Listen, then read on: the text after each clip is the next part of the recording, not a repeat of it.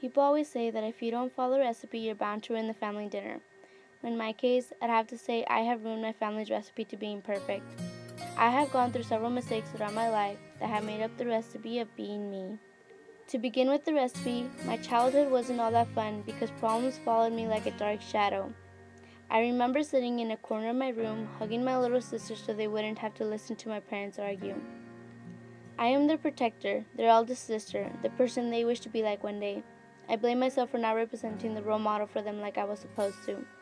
Where was I? I was out on the streets having fun with my friends, finding ways to distract myself from my problems at home. Not being home was my only way of not having to deal with the screaming and arguing of my parents.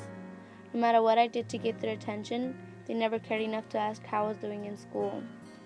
I remember my counselor, Mr. Bryant, calling me into his office to talk about my grades, and he asked if I could bring my parents in, and I looked at him and told him, "What's the point?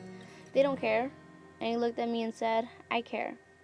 The simple fact that he cared meant a lot to me and gave me another reason to keep pushing to go beyond to where I can see.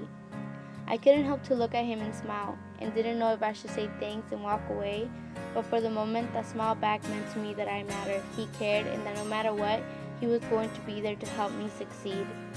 For the rest of the day, I decided that today was going to be different, that by the day of tomorrow, I was going to walk to my classes and do my work and be on time because I mattered. And after school, instead of hanging out with my friends, I would go home and be that role model that my sisters needed, and fight to straighten things out at home between my parents, because all I simply wanted in my life was a happy family. I set my mind to what I wanted, and I accomplished my goal of getting good grades and getting to be recognized as smart.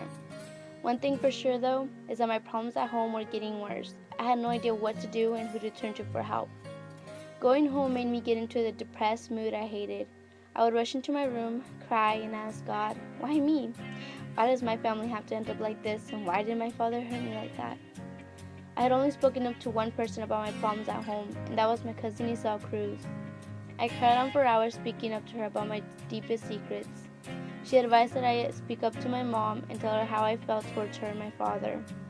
I decided to take her advice, and I tried to get my mother to where it would just be me and her. While my father was showering and my sisters were watching a movie, I pulled my mother's sleeve into my room and spoke up to her about how I felt towards her and my father. She noticed the tears running down my cheeks, and she cried as well and asked me for forgiveness. I hugged my mom and told her, "Mom, I just want the best for you and my sisters and me. My dad will regret what he did." My mother had actually listened and cared about what I had to say, and she did something about it rather than ignore it and act like it's normal. She spoke to my dad and confronted him with me by her side, and he got down on his knees and asked my mother and me for forgiveness. I stared him down and didn't know what to say. I was ashamed and felt pity for him. I wanted to yell at him and tell him how much he has hurt me psychologically. Because of him, I'm afraid of trusting anyone or myself. I'm afraid to rely on someone for safety or to speak up for myself. But he doesn't seem to realize that the fact of him insulting me for my mistake, accusing me of foul things, and treating me like I'm nobody would affect me deeply. Who am I to forgive him? I'm just his daughter, his own flesh and blood. It's not my job to take care of forgiveness. The person who he should be asking for forgiveness is God, because he's the one that will judge his actions, not I. He looked at me and told me, "Te quiero mucho, mija, y perdóname si te hice sentir mal. Las amo a todas ustedes, ojalá que un día me perdones. I love you a lot, my dear, and forgive me if I made you feel bad, and I love all of you guys, and hopefully one day you'll forgive me." Tears rolled down my cheeks to hear him say that. I hugged him, and I told him that I loved him. My life has changed a lot, but unfortunately my relationship with my father hasn't changed. I don't talk much to him or see him as much. It's as if there were to be something missing to this special family recipe. The reason for this is because I always seem to try to avoid conversations with him. Although I wish one day this could change, but as long as I don't step up to speak up to him, nothing will change. I want that to change before it's too late, because seeing him injured from work hurts me deeply.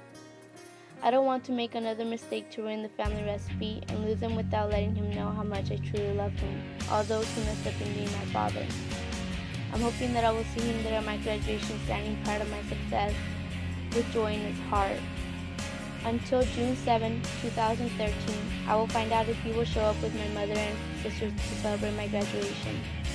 I'm making the best out of my recipe to my success, and all I know is if I go as far as I can see, and when I get there, I will be able to see farther. This, I believe.